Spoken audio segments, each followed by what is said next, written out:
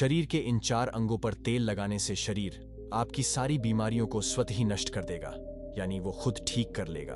तो वो 4 अंग कौन कौन से हैं और हमें कौन सा तेल लगाना है, आज हम इसी विषय पर चर्चा करेंगे।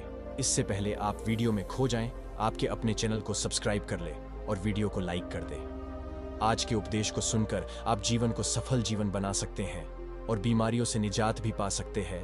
तो वीडियो को शुरू से अंत तक जरूर देखें ताकि कोई भी काम की बात छूटने न पाए। तो चलिए शुरू करते हैं। इस जानकारी में पहले सुनते हैं भगवान महात्मा बुद्ध का एक उपदेश। एक राजा भगवान बुद्ध के पास आया। बुद्ध के आश्रम में बहुत भीड़ लगी थी। राजा ने भगवान बुद्ध से कहा, वो एकांत में बुद्ध से कुछ कहना चाहते हैं। तब भगवान बुद्ध बोले, सर्वत्र एकांत है, यही कहो। फिर राजा ने कहा, तथागत में संन्यास लेना चाहता हूं। बुद्ध गंभीर हो गए। बुद्ध बोले, तुम्हें संन्यास्त होने के लिए दीक्षा से पहले मेरी एक शर्त का पालन करना होगा। राजा ने स्पष्ट किया, जब मुझे संन्यास्त होना ही है, दीक्षा लेनी ही है, तो मुझे आपकी हर शर्त मंजूर है। फिर तथागत बुद्ध ने कहा, अपने कपड़े उतारो, अपने जूते उतारो और नग्न हो जाओ और अपने आप को जूते मारते हुए अपने राज्य के राजमार्गों से होकर आओ। राजा असमंजस में पड़ गया। तथागत बुद्ध क्या कह रहे हैं? मैं एक राजा हूं, कैसे मैं अपनी ही सड़कों पर नग्न होकर खुद को जूते मारूं? लेकिन राजा को संन्यास्त होना था, तो राजा ने भगवान बुद्ध की शर्तें मान ली। राजा ने वैसा ही किया जैसा बुद्ध ने कहा था। वह नग्न होकर राज्य की सड़कों पर खुद को जूते मारते हुए दौड़ा।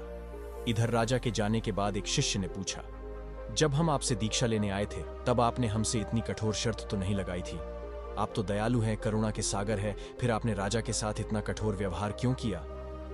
तब भगवान बुद्ध बोले, जब तुम लोग आए थे तो तुम लोगों का इतना बड़ा अहंकार नहीं था, इसलिए भिक्षाटन से ही काम चला लिया था। लेकिन ये एक राजा है, इसका अहंकार भी बड़ा है, इसलिए जितना बड़ा रोग उतनी बड़ी दवाई, महारोग की दवाई भी बड़ी होगी। इसी कारणवश मैंने इनकी इतनी कठोर परीक्षा ली है। राजा जब इस दशा में अपनी ही प्रजा के सामने से गुजरेगा तो उसका अहंकार चूर चूर हो जाएगा। राजा ने शाम तक शर्त पूरी कर ली और बुद्ध के चरणों में आकर गिर गया और बोला, तथागत, अब तो मुझे दीक्षा देकर संन्यास्त करे। भगवान बुद्ध ने मुकुट उठाकर राजा के सर पर रखा और कहा, अब तुम्हें संन्यास लेने की कोई जरूरत नहीं है। अब तुम जाओ, कर्ता भाव छोड़कर साक्षी भाव से राज करो। अब तुम राजस्व हो चुके हो। दोस्तों, इस तरह भगवान बुद्ध ने राजा को उपदेश दिया और राजा का जीवन धन्य हो गया। इस छोटे से उपदेश से आपको क्या ज्ञान प्राप्त हुआ, कमेंट में जरूर बताएं। चलिए अब जानते हैं स्वास्थ्य से संबंधी महत्वपूर्ण जानकारी। क्या आप जानते हैं यह हमारा शरीर किससे बना है? यह जानना बहुत जरूरी है। और हमारे शरीर में 3 दोष कौन कौन से पाए जाते हैं?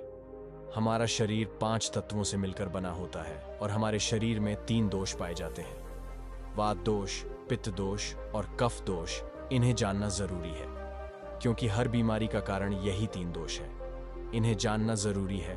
अगर आपके शरीर का वात दोष गड़बड़ हो जाए तो 60 से 70% बीमारियां होती है। अगर आपके शरीर का पित्त दोष गड़बड़ हो गया तो 15 से 20% बीमारियां होती है।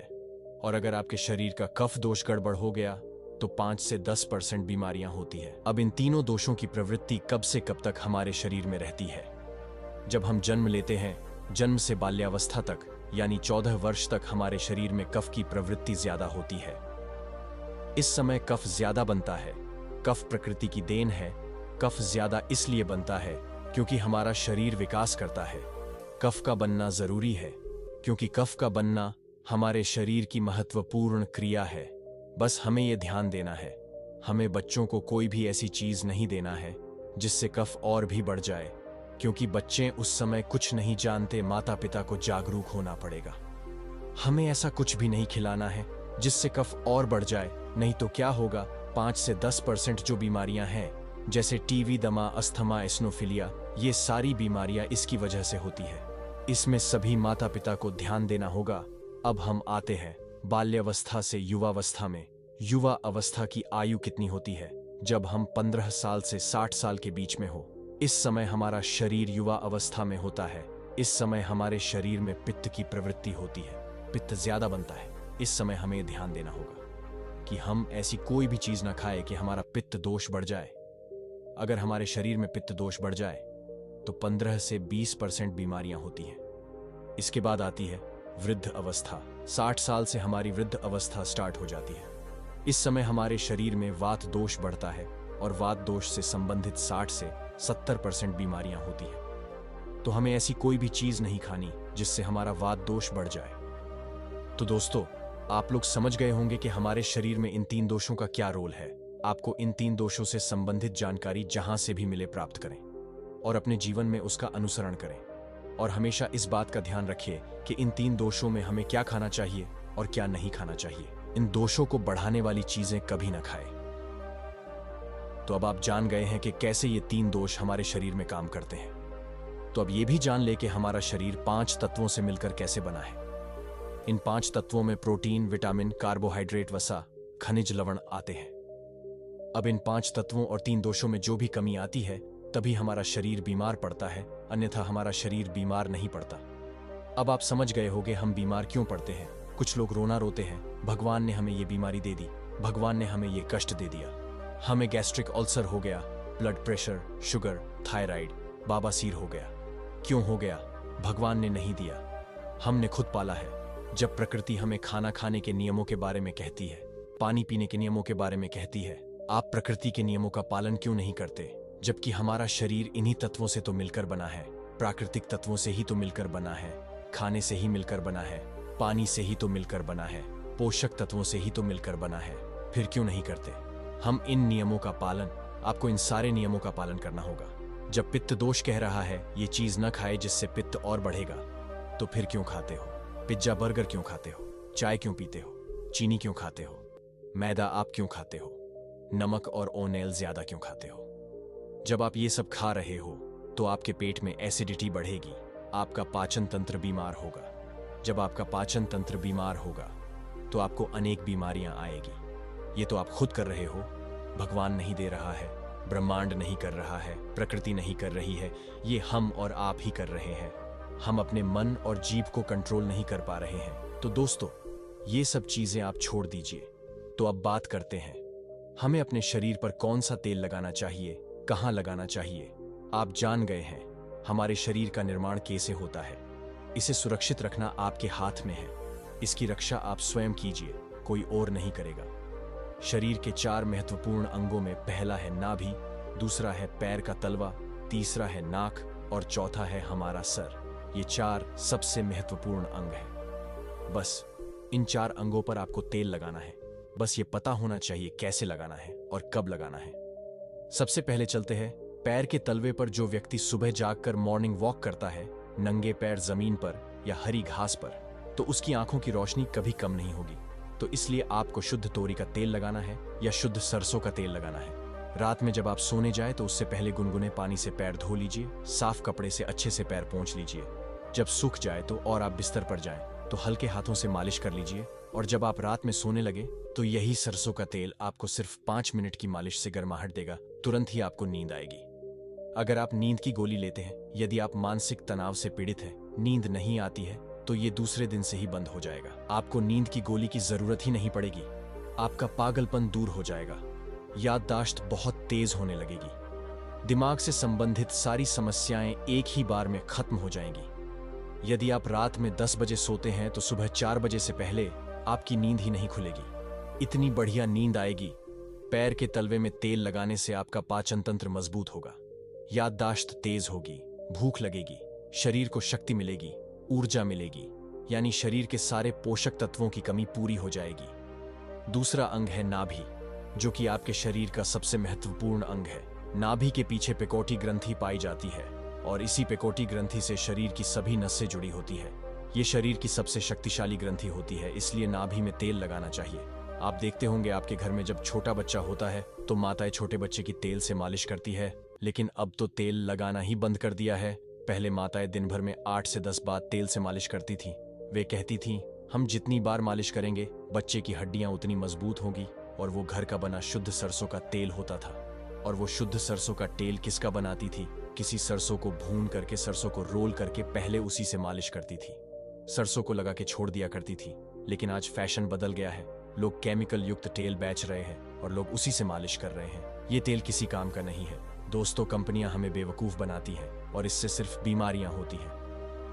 दोस्तों, बच्चों को मालिश के लिए सबसे अच्छा तेल सिर्फ सरसों का तेल होता है।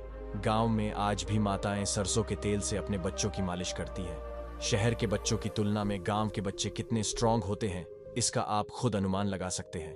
तो दोस्तों, ये नाभि आपके शरीर का सबसे शक्तिशाली हिस्सा है। पहले जब माताएं नाभि में तेल लगाती थीं, तो पहले फूंक मारती थीं और दिन भर में 3 से 4 बार तेल लगाती थीं। तो दोस्तों, आज से आपको भी शुद्ध सरसों का तेल रात में सोते समय रोज लगाना है। और नाभि में तेल लगाने के क्या फायदे होते हैं, आप ये जानकर चौंक जाएंगे। पहला फायदा, आपको अच्छी नींद आएगी। दूसरा फायदा, आपका पाचन तंत्र मजबूत होगा। तीसरा फायदा, दिमाग से संबंधित कोई समस्या नहीं होगी। चौथा फायदा, आपके शरीर में दर्द नहीं होगा। पांचवा फायदा, आपको भूख बढ़िया लगेगी। छठा फायदा, आपकी आंखों की रोशनी बढ़ जाएगी, यानी आपके शरीर के हर एक अंग के लिए फायदेमंद है। पैर का तलवा हो गया, नाभि हो गई। अब हम एक कदम आगे चलते हैं, नाक। तो दोस्तों, आपको नाक में क्या करना है? अगर गाय का शुद्ध देसी घी मिल जाए तो 1 बूंद दाई और 1 बूंद बाई नाक में रोज 1-1 बूंद डालनी है। इसके इतने फायदे हैं कि गिनते गिनते आप लोग थक जाओगे। अगर किसी को पागलपन है, किसी के पागलपन का इलाज चल रहा है, तो 3 से 4 महीने के अंदर पागलपन की दवा बंद हो जाएगी। अगर आपके कान के पर्दे में छेद है, बिना ऑपरेशन के ठीक हो जाएगा। अगर आपको नींद की समस्या है तो दूर हो जाएगी। यदि आपकी याददाश्त कमजोर है, आपकी याददाश्त तेज हो जाएगी। शरीर कमजोर है, शरीर की कमजोरी दूर हो जाएगी। सर्दी जुकाम आपको पूरी जिंदगी में कभी भी नहीं होगा। सर्दी जुकाम से संबंधित, नाक से संबंधित जितनी भी समस्याएं हैं, आपको कभी नहीं होगी। अब एक अंग और है जहां से आपका पूरा दिमाग और शरीर जुड़ा हुआ है। वो अंग है आपका सिर। गर्मी के सीजन में जब आप नहाकर निकले और आपके सर के बाल पूरी तरह सूख जाए, तब आपको शुद्ध सरसों का तेल लगाना है। जैसे ही आप शुद्ध सरसों का तेल लगा के 10 मिनट मालिश करेंगे, आपको नींद आना शुरू हो जाएगी। सिर में तेल लगाने के कई फायदे हैं, जैसे आपके यदि बाल पक रहे हैं वो ठीक हो जाएंगे, नींद अच्छी आएगी, दिमाग की याददाश्त पावरफुल होगी, शरीर की कमजोरी दूर होगी, शरीर में शक्ति बढ़ेगी, यानी शरीर की सारी शक्तियां मिलेगी सिर में तेल लगाने से। तो दोस्तों, आप अपने शरीर के इन 4 अंगों पर तेल लगाए और शुद्ध गाय के देसी घी को नाक में डालिए। ये प्रक्रिया आप अपना लीजिए, आपका शरीर स्वस्थ और तंदुरुस्त हो जाएगा। जैसे हमने कहा, ये हमारा शरीर है, हम अपने शरीर को कैसा रख सकते हैं, ये हमारे ऊपर निर्भर करता है। मान लीजिए एक कपड़ा है सफेद, आप उसे कितनी सेफ्टी से रखते हैं, कहीं दाग ना लग जाए। आप कहीं जाते हैं तो कितना बचा बचा कर रखते हैं, कहीं दाग ना लग जाए। और जब आप आते हैं तो बढ़िया उतार कर खूंटी से टांग देते हो और अगले दिन फिर पहनते हो। बड़े इत्मीनान से आप उसे साफ करते हो, आयरन करते हो, कहीं दाग ना लग जाए, सफेद शर्ट है। तो दोस्तों, आपके शरीर की देखभाल भी आपको ऐसे ही करनी है, कोई और नहीं करेगा। जितनी आप अपने शरीर की देखभाल करेंगे, आपका शरीर भी उतना ही स्वस्थ व निरोगी बना रहेगा। जैसे हमने कहा, इन बातों का पालन करिए, प्रकृति का पालन करिए। तो दोस्तों, आज से अभी से इन 4 जगहों या अंगों पर तेल लगाना आरंभ करिए। आशा करता हूं आपको इस कहानी और इन नियमों से बहुत कुछ सीखने को मिला होगा। आपको ये वीडियो कैसा लगा, कमेंट बॉक्स में एक प्यारा सा कमेंट कर दें और वीडियो को लाइक भी कर दें। साथ ही आपके जो करीबी हो उन्हें शेयर भी जरूर करें, ताकि उनका भी भला हो सके। और ऐसी ही प्रेरणादायक और ज्ञानवर्धक वीडियो देखने के लिए चैनल को सब्सक्राइब कर ले। सुखी, स्वस्थ और निरोगी रहे। धन्यवाद।